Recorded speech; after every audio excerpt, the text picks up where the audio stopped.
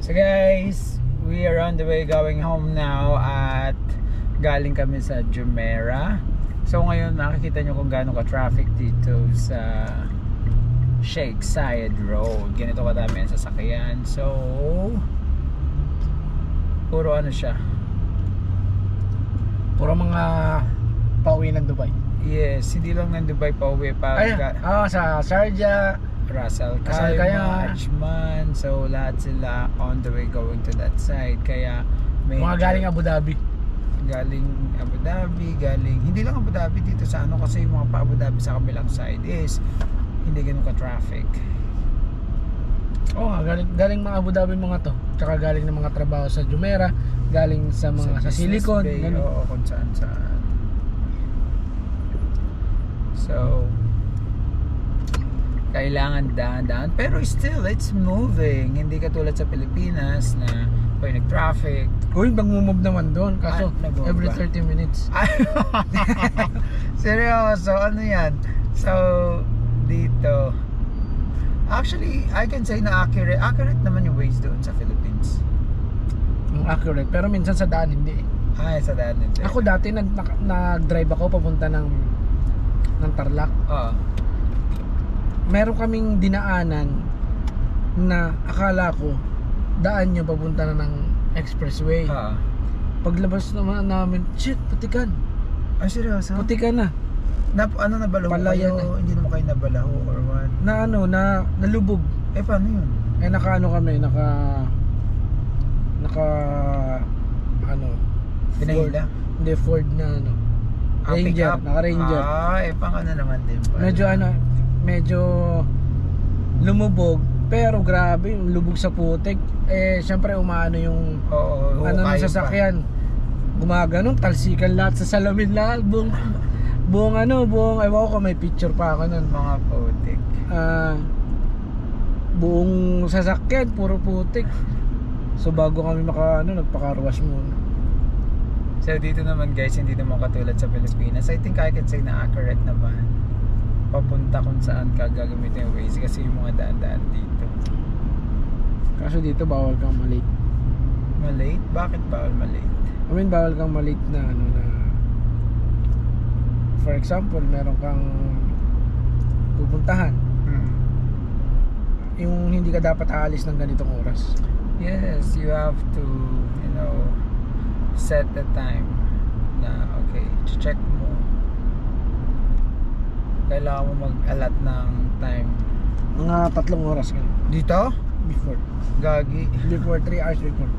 Sa Pilipinas, pero dito hindi. Kita mo naman it's moving. So pupunta tayo dun sa medyo fast lane kasi dito madami lumiliko. Ayan. Mahirap pa dito kasi syempre walang motor-motor. Ang motor dito, big bike.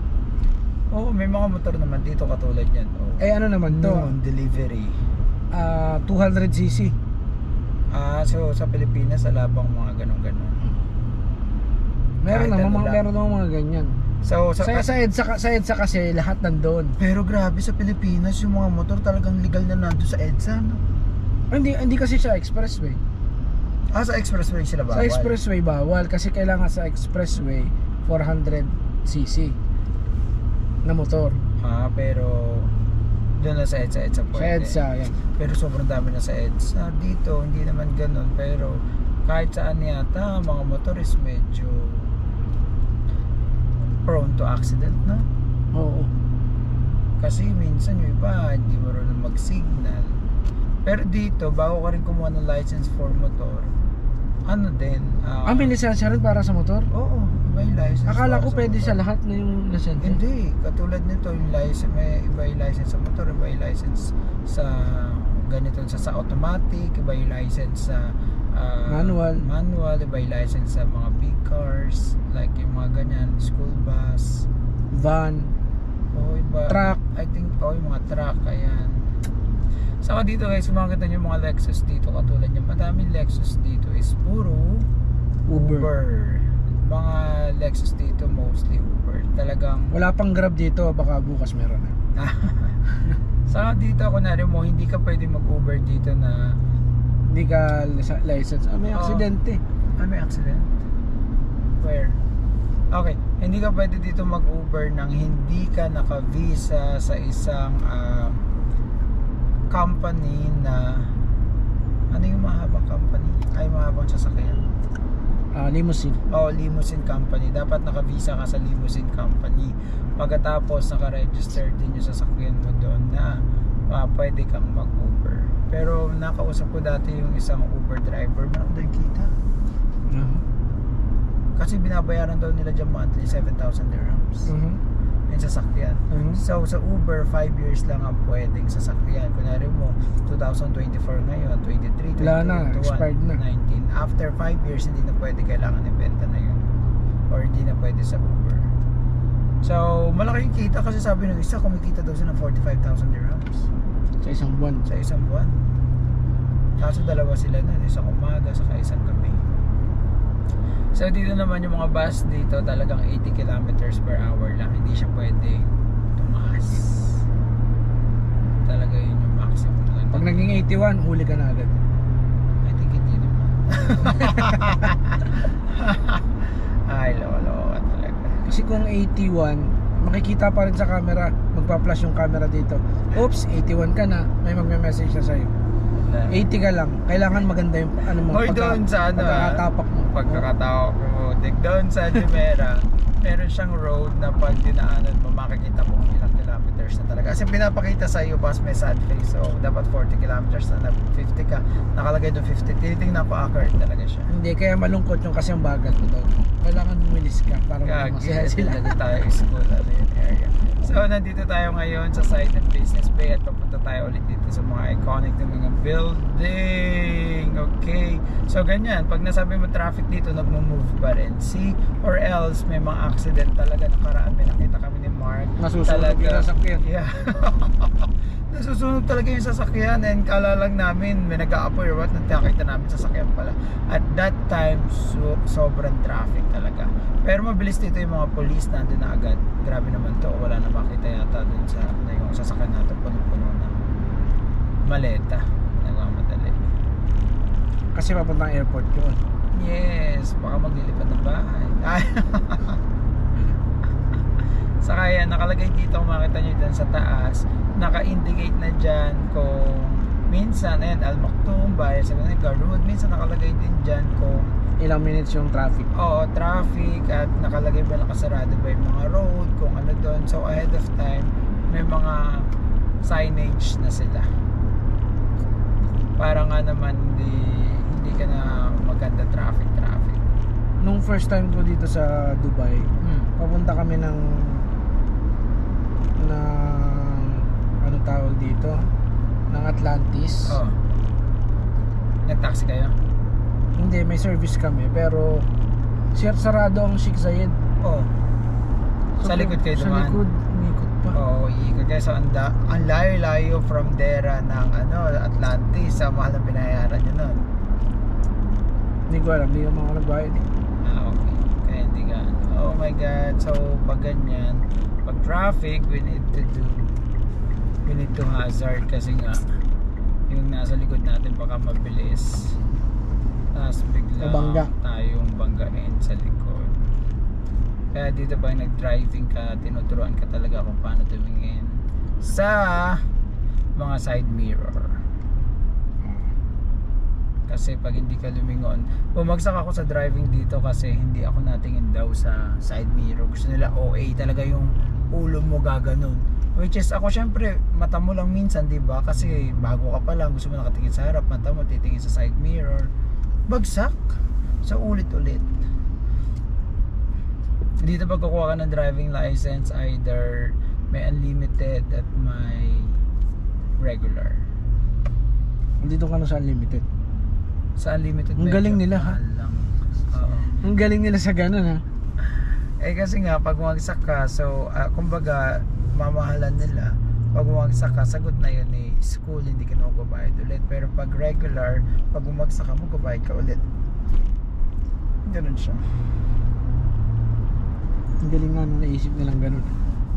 Ang mahal. So actually, ang sinasabi nila dito sa Dubai talaga, isa sa mga pinakamahirap kumuha ng driving license. Pero once nakakuha ka na naman, pwede mo siyang gamitin sa Europe, sa US, kung saan pwede? Oo, kasi international driving license na. Hindi katulad sa Pilipinas, pag meron ka sa Pilipinas sa driving license, gagamitin mo dito, naging resident ka, hindi pwede. Hindi, or else kung nagbibigay sila ng international driving license, pwede. Kasi yung mga driving license din from Europe, naka-tourist visa sila dito, they can use it. But once they are already employed or with a working visa na, they have to convert. Sa kanila naman kasi convert na lang to UAE driving license. Ngayon ko lang nalaman yun. Ganun. Pwede mo parang gamitin. So pwede ko na siyang gamitin sa Pilipinas? Oo, pwede mo rin siya gamitin sa Pilipinas. Kung wala ka layo, yung papakita mo, pag pinakita mo doon, hihingin ka ng pera kasi alam na sa ibang bansa ka na. Wow! Taga UAE pala ito, madami pala itong pera. Lalo kang iipitin. Sir, ganito kasi sir. Pero may camera na yata ngayon sa Pilipinas. Totoo ba? Hindi ko lang sure. Na may body cam. Doon na nagpunta kami sa Georgia at Armenia yata yun. May body cam sila. Na pag hinuli ka nila, at least makikita na ayun, kung sino ang tama at mali i-review yun. Parang maganda yung body cam na yun. Oo, na pag syempre kung may huliin ka, may body cam ka, no? Alam ko sino ang tama at mali bago ka tikitan. Kasi ang hirap nga naman ng wala kang kalaban-laban, di ba? Alam ko sino. Kaya nga. Tinikitan ka lang, di ba? Dito hindi uso ang ticket. Automatic sa camera, kaya wala kang kawala. Alam mo ba, nagkaroon ako ng fine sa Abu Dhabi. Sinend sa akin yung yung link. May link kasi nandun yung ang layo, parang doon yung camera, pas nandito ako, ang layo na ko pa, pero naka-zoom yung plate number. Kaganda na sasakyan ko dito. 400 fine. 400 dirhams. Oo, ang hirap sa Abu Dhabi. Kaya konting bilis lang. Kasi may mga daan na parang ang bilis-bilis mo, syempre mas biglang babagal. Syempre di mo naman agad makikita na babagal. So dapat aware ka talaga sa mga dinadaanan mo. Ayan.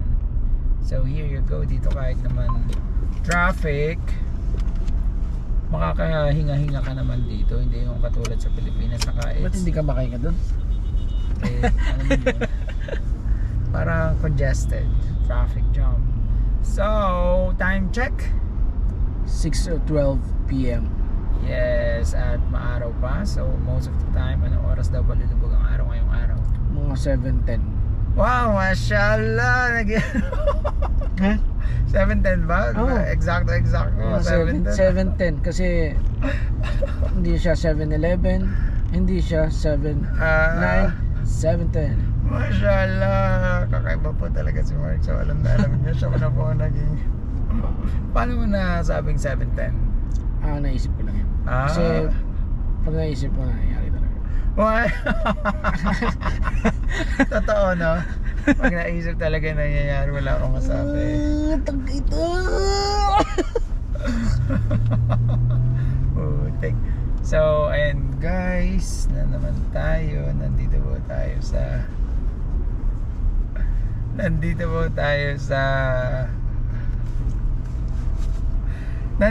tayo sa Financial Center. Ayan, nakikita nyo dito ang Museum of the Future.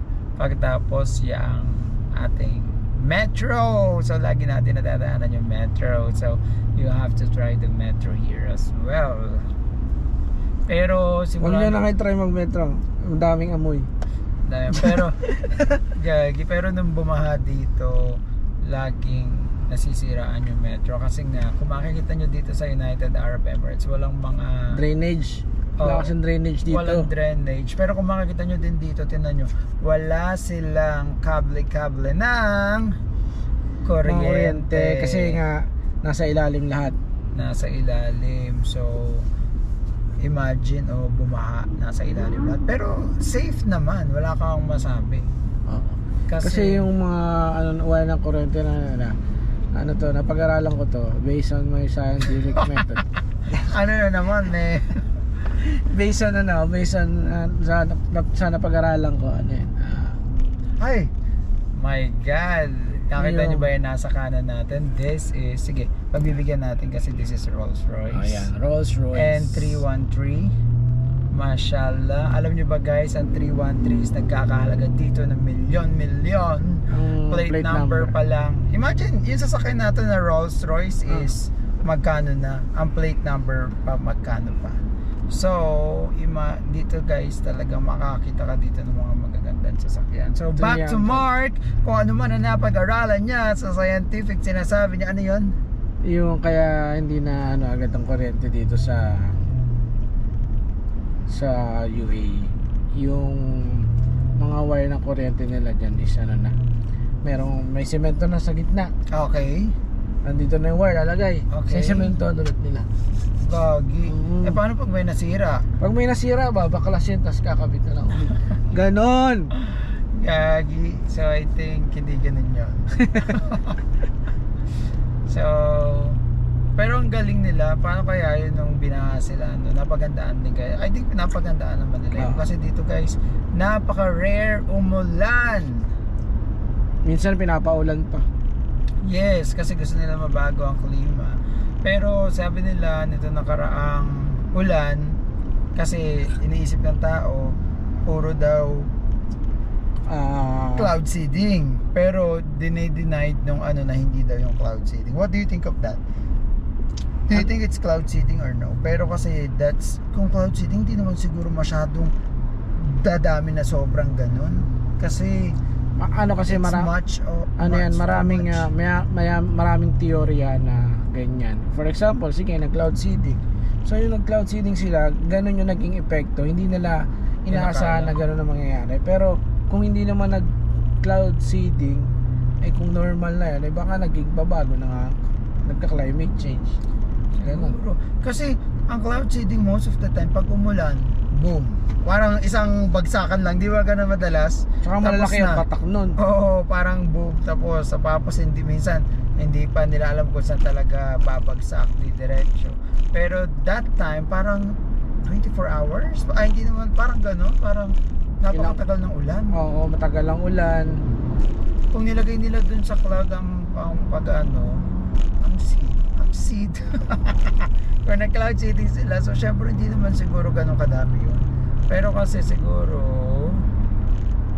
hindi nga daw. Kasi pag siguro inaksak din nila na cloud seeding, baka sila i-bash sila. Pero I think hindi nga, kung lang yan, it's normal and it's climate change, no?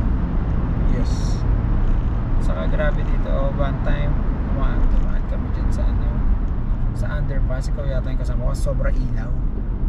Yung ilaw niya sobrang puti. Hindi po ako nakadaan sa underpass. Hindi ba?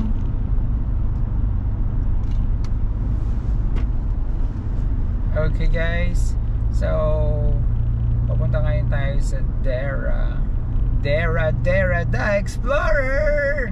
Ganun. Ikaw anong alam medyo nag-ano po tayo dun. Nag-joke ng dito sa kaliwa natin, that's the frame where pag tumingin ka sa kabilang side, sinasabi nila na ang Old Dubai at New Dubai. So yan ang frame. Pero nasa ng picture. Ikaw kailangan mo din picture frame. Oh, take.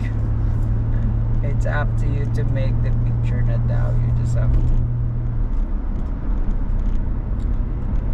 So ito po tayo, nasa Hurair na po tayo, and Hurair going to Dera. So dito po medyo magiging traffic na rin ng kaunti. Swimming pool po ito naman. Baha. Oo, pero grabe din mo. Alam mo bang ang daming mga nagsak nung yung parang tawag din, sumipsip. Oo, na truck. Oo, na mga truck talagang. Siguro kung sa Pilipinas yun hindi agad-agad ganun, pero dito mabilis kasi yung nila yung mga action nila sa mga ganyang bagay. At saka maraming nung nagbaha, maraming nagbebenta ng sasakyan pagkatapos. Oo, kasi nga nabaha yung mga sasakyan nila. So mahirap palang bumili ng sasakyan pag may baha. Oo, ganyan sa Pilipinas, ganyan eh. Ganyan. Kaya nga sa Pilipinas kapag nagtitinda ka ng sasakyan, nakalagay not flooded. Ganun. Talaga naka-indicate talaga na hindi. Kasi kung ano bang possibility ko na rin mo kakalawangin yung singit-singit. Ay, gano'n. Ng sasakyan. Loob-looban. So guys, ito naman Porsche GT Asalala. Yan, ng Porsche. Hindi, toy car yun. Toy car, mashallah. So ayan po. Sa labas po yung sobrang init at malapit na po tayo sa ating papatunguhan. Papunta po tayo. Sige.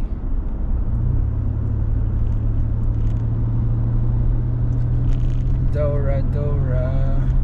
Papunta muna po tayo sa Macton Bridge and Macton Bridge.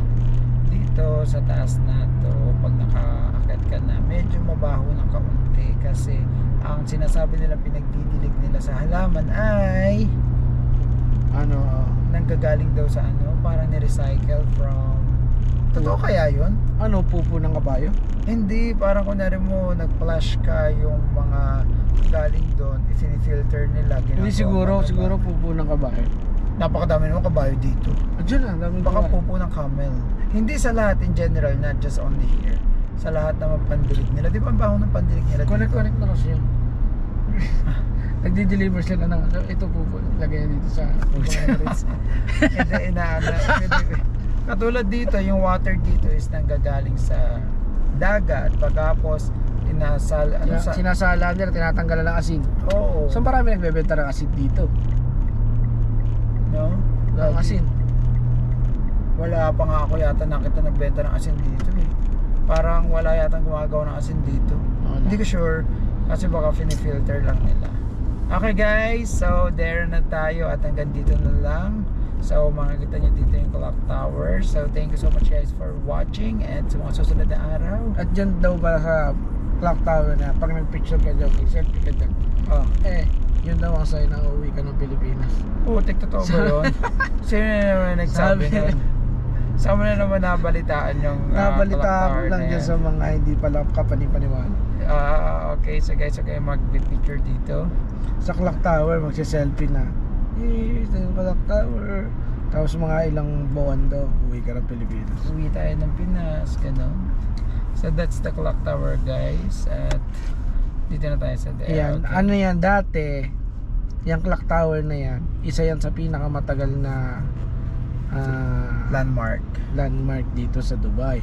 Yes. At dati hindi pa nakalagay dyan is Omega. Dati ano ba yan? Timex. Oo nga. Totoo. Seryoso.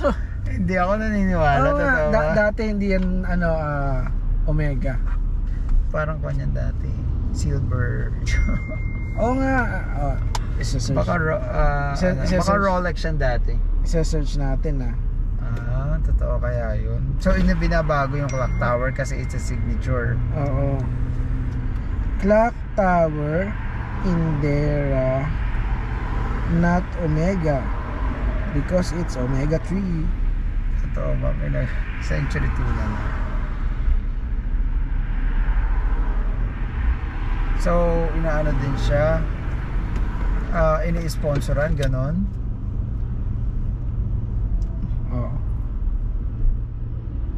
Wala lang dating Omega, pero ngayon siguro dahil nakita to ng ni Omega na okay, pwede natin gawin tong brand natin. Sige, ayan. Parang naman ko na rin siya marketing. Tingnan natin clock tower history.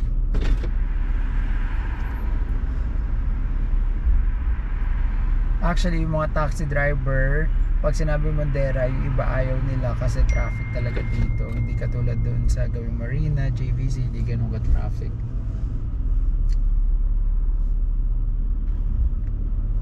Mark, hindi totoo yung mga iniisip mo. Baka so talaga Omega na siya. Kasi taan to mga Alpha Phi Omega. Ay, ba't dumara si kuya doon? No. Bawal yun. So hindi. So sinerch pa talaga ni Mark kung ano ba talaga ang dating clock tower at hindi totoo yung inisip mo. Okay? So ngayon guys, papunta na kami doon. Mali pa lang aking dinaan. Dahil pala bumaba ako dahil pumunta tayo sa office. And tara! Paano? May napatunayan ka ba? Sa iyong sarili.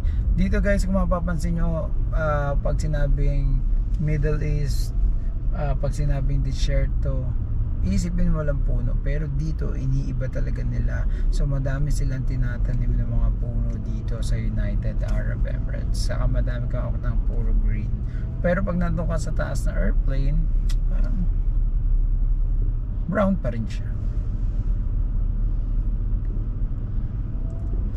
And magaganda talaga yung mga daan dito. Okay. Ano na Mark? So tapusin na natin itong ating vlog. Sige, tapusin. So thank you so much guys for watching, and it's already 26 minutes of talking and road tripping here in United Arab Emirates. Ito may pahabol ako. Ano siya? Manchester siya dati. Ay. Okay. Tapos finally in 2008, the original clock, which was said to have been manufactured in Manchester, was replaced by a model from Omega, whose name can be seen above the faces. That's it. Oh my That's God. the trivia. Pero hindi siya ano yung sinasabi mo kanina? Timex. Okay guys, so thank you so much, and see you. Kung meron kayong mga gustong papuntahan at gustong makita ng mga daan dito sa United Arab Emirates, just comment down below at pupuntahan natin yung road trip natin. So nandito tayo nakaraan sa mga main road pa lang to, hindi pa natin napapasok yung mga loob-looban. Pag napasok pa natin Sa susunod guys, pag hindi na masyado mainit, maglalakad-lakad tayo. Pwede na tayo pumunta, maglakarin natin simula Dubai hanggang Ras Al Khaimah. Mashallah, grabe yun. Hindi na, parang hindi kakayanin yun. Hindi, mga ganyan lang. Mag-aano tayo, pumunta tayo kung saan. Okay guys, so thank you so much, and it's really traffic here inside Tunnel. the tunnel. Okay, thank you and bye-bye.